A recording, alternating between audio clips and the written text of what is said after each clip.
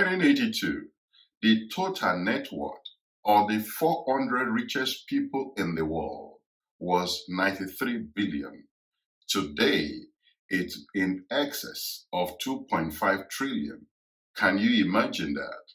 Welcome to Streams. On this edition of Streams are 7 ways by which the rich multiply money. And if you also apply this to your own investment journey, your career, your business, you will continuously multiply money and grow your wealth for the long haul. Number 1, accumulating assets.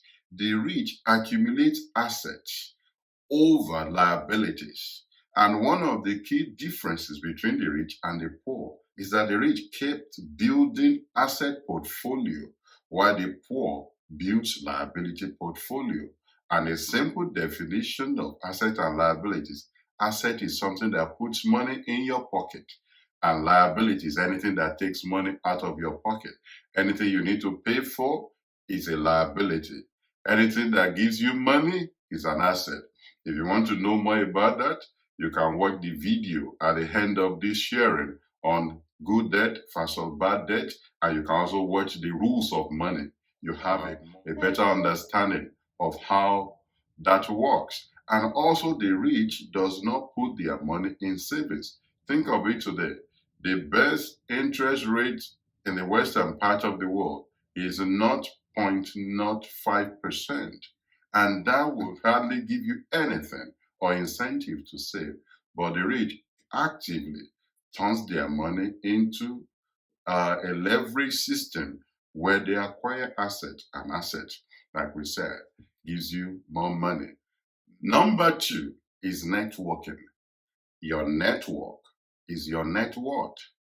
People in the circle of your influence or people that you relate with every day will impact on your drive on how you conceptualize wealth creation. You hardly can find poor people in the circles of the rich. If you, by any chance, have around you billionaires and multi-millionaires, one thing it would rub off on you is you will borrow their contact, you will borrow their way of thinking. I was sharing with a group a few weeks ago that if you have the system or the way Oprah Winfrey thinks, or Elon Musk thinks, or Jeff Bezos thinks, or Bill Gates thinks, that is better than you having their money, because what it means is that you can create the same thing they are creating, and you can problem solve. You can bring solutions to problems like they are doing, and you can also be a billionaire. So if you can have a network of people that are going or already gotten to where you want to get to, that will impact on you seriously. That's why the rich networks with the rich, so that they keep sharing and their wealth grows. Number 3 is what I call specialized skill or specialized portfolio. As much as you see every billionaire you know in the world are specialized in one area or the other. Look at Bill Gates. Look at Elon Musk. Look at Mark Zuckerberg. Is in social media and software kind of thing. Look at Elon Musk. Is in renewable energy, electric cars, and space exploration. Look at Jeff Bezos. Is in the every market space of Amazon. So all of them have this specialized skill or specialized portfolio. Look at Warren Buffett. It's even said that Warren Buffett buys particular set of stocks.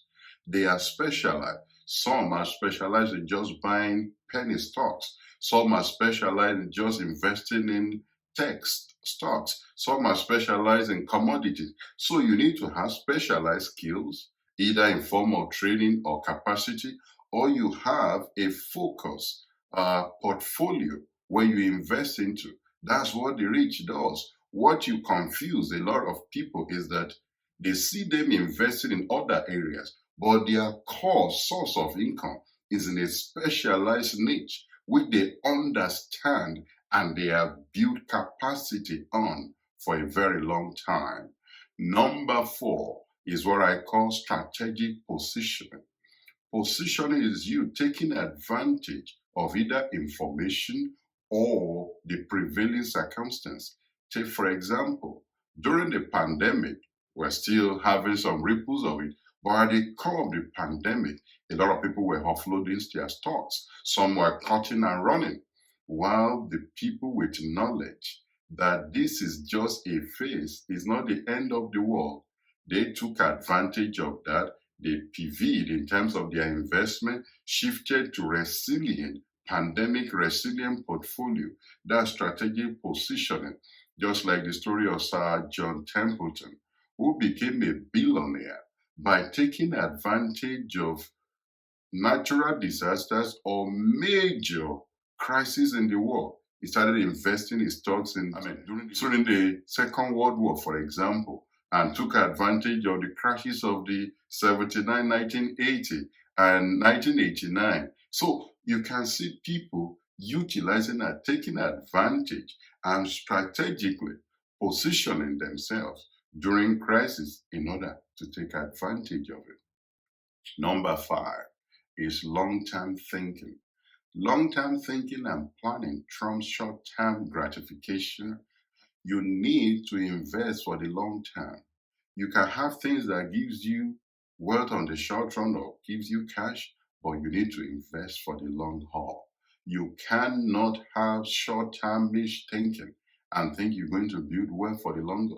Look at Warren Buffett.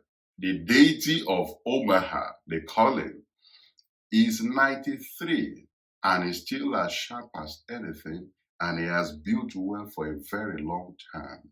If for a very long time he's built wealth, he's been consistent, he's had occasions where he lost like half of his worth, but guess what? He built it back and is worth how much? About $81 billion. Not counting what he has given out in charitable giving, building wealth for the long haul. Not just ex-rich people that you see in our world, but these are people that have long-term view of the kind of wealth they want to build. Number six is what I call regret minimization. If you don't go after your vision and your goals, you look back at your life and you regret, oh, I wish I'd done that.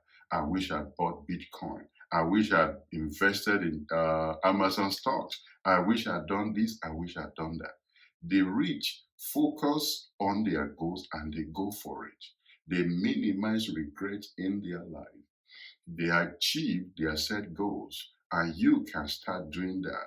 Go after your goals, go after your vision, so that when you look back at your life, you have little to regret over. Number seven is called, I call, leverage. Well, every one of us has only got 24 hours. And out of that, you need to sleep, you need to pick calls, you need to respond to this, you need to deal with domestic if you're a family person. So you are totally limited in number of hours. But what you can do is to leverage people, leverage system, and leverage technology. That's what the rich does a lot. Everyone that has created a big business has to leverage the hours of other people. If you want people to work for you 10,000 hours, you need to recruit people that will cover that number of hours. And where possible, inject technology, inject systems where you can see people working together in different continents of the world and it's one company. So leverage people, leverage systems, and leverage technology. And number eight is what I call family wealth transfer. If you have not been in a lineage where wealth are given to you or you inherited any substantial wealth, you can correct that for your own self. You can correct it for your children and for your own lineage and family. Part of wealth transfer, of course, is what you bequeath to the next generation, what you have built over time. But another strategic way that the rich transfer wealth is by intentionally buying life insurance and stuff like that, so that when they pass on, even at their death, their children are still being paid money for their dad or mom for passing on to glory. So When you look at the way the rich think or plan their life, they cannot but multiply that wealth. Don't complain why the children of the rich inherit the billions. You have a responsibility to build that yourself and hand it over to the next generation and the next generation, and it keeps growing so that they will be grateful for great grandpa or great grandma when the next generation comes around. So apply these key ways by which the rich multiply money and apply it to yourself. Look at where you need to start planning for the long haul, not just short term thinking. Change your attitude about what you spend your money on.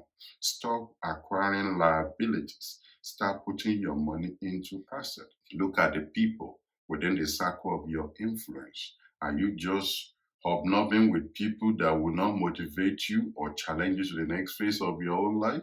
Or you have people who are going the direction you are going, who can motivate you to the higher height.